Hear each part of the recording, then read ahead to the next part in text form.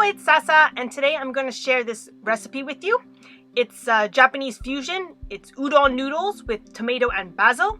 I got the idea from a tea house in Montreal. It's called Chado Raku. It's one of my favorite places to go. And she made this one summer, so I recreated it at home.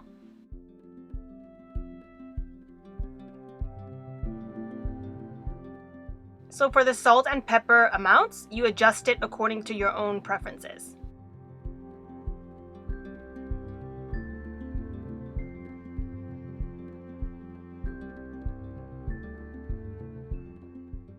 So I'm using dried udon noodles. You can use the fresh ones as well.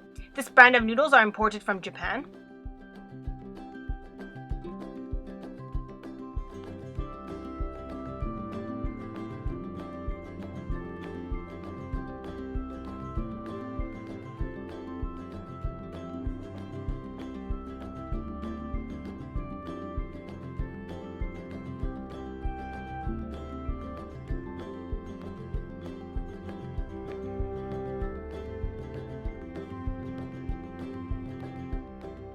Please tag me if you use this recipe or tutorial. I would love to see your photos and let me know if you liked it or not.